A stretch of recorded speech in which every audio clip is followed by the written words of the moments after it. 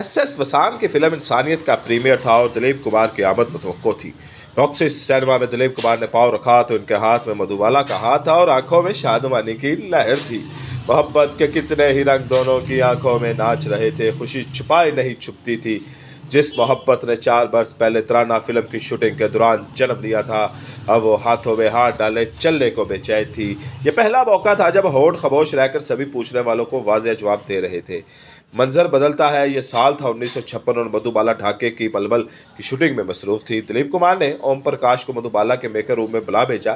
दिलीप मधुबाला से शादी पर इसरार किए चले जा रहे थे। मधुबाला को इनकार हरगिज नहीं था, लेकिन अपने बाप का खौफ इन्हें फौरी कदम उठाने से रोकता था। दिलीप कुमार कहते हैं, काजी तैयार है और अगर अभी नहीं तो कभी नहीं। मधुबाला खामोश रहती। दिलीप कुमार खामोशी से मेकअप रूम का दरवाज़ा खोलते हैं, मधुबाला की ज़िंदगी से बाहर निकल जाते हैं। एक मंजर ये भी है, बी.आर. चोपड़ा की फिल्म नया दौर में मधुबाला और दिलीप कुमार साइन हो चुके थे। 10 दिन इंडोर शूटिंग हो चुकी थी और अब भोपाल शूटिंग के लिए पूरा यूनिट तैयारी पकड़ चुका था। मधुबाला के वालिद अताउल्ला खान 30,000 ले चुके हैं, लेकिन अपनी बेटी को आउटडोर शूटिंग के लिए भेजने से इनकारी हैं। अताउल्ला का कहना था कि बी.आर. चोपड़ा दरअसल दिलीप मेरी बेटी से रोमांस लड़ाने का मौका फराहम करने जा रहे हैं और बस। अताउल्ला ने रकम वापस करने से भी साफ इनकार कर दिया। मामला अदालत में पहुंचा और दिलीप कुमार ने बी.आर. चोपड़ा के हक में गवाही दे दी। नया दौर के इस झगड़े का मलबा मधुबाला पर गिरा। एक तरफ फिल्म में इनकी जगह वैजयंती माला आ गई और दूसरी तरफ इनके वालिद ये कहने का मौका मिल गया कि ये था तुम्हारी मोहब्बत का दम भरने वाला जो बड़ी अदालत में तुम्हारे खिलाफ गवाही दे के चला गया। दिलीप कुमार से मायूस और जिंदगी की कटानियों में घिरी मधुबाला ने अपना बोझ बांटने के लिए किशोर कुमार से 1960 में शादी कर ली। अफसोस, पहले से माजी के मलबे थले दबी मधुबाला के लिए बंधन भी खुशगवार न रहा।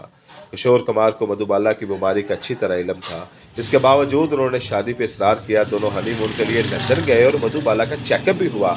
डॉक्टरों ने कहा मजीद 2 साल जिंदगी है। मधुबाला को जिंदा लाश की सूरत 2 नहीं 9 साल काटने पड़े। किशोर कुमार ने वापसी पर मधुबाला को उनके वालिद के घर छोड़ा। यूज़र ये तराशा कि इनकी देखभाल इधर बेहतर होगी। मैं तो सारा दिन घर से बाहर होता हूँ, उनका ख्याल कौन रखेगा। मधुबाला चीखती रही, लेकिन किशोर कुमार की समाज जिंदगी की रस खोलती आवाज़ों में खो चुकी थी। मोहब्बत का अलमिया गीत सुनने का वक्त इनके पास न था। 2-3 महीने बाद एक चक्कर लगा जाते। सहारे की तलाश में एक दिन मधुबाला मौसीकार नुशाद के पास जा पहुंची। नुशाद ने किशोर को छोड़ने और नई जिंदगी शुरू करने की नसीहत की। आंखों में आंसू लिए मधुबाला ने मोइन हसन जस्बी का ये शेर पढ़ा, जब किश्ती साबत व सालम थी साहल की तमन्ना किसको थी, अब ऐसी शख्सता कश्ती में साहल की तमन्ना कौन करे। आखिरी दिनों में शक्ति समंता मिलने गई तो मधुबाला ने हड्डियों का ढांचा बने बिस्तर पर पड़ी थी। बेजान चेहरे में जिंदगी भरने के लिए मेकअप का सहारा लिया गया था। शक्ति ने हैरत का इज़हार किया तो मधु ने कहा, शक्ति तुमने मुझे मेरे अच्छे दिनों में देखा है, मैं नहीं चाहती तुम्हारे जहन में मेरी अच्छी तस्वीर उतर जाए, इसकी जगह आज की बेरंग तस्वीर ले आए। इसके बाद दोनों की आंखों में आंसू थे। भला मधुबाला की आंखें आंसुओं के लिए बनी थी, लेकिन ज़िंदगी कब ऐसा देखती है।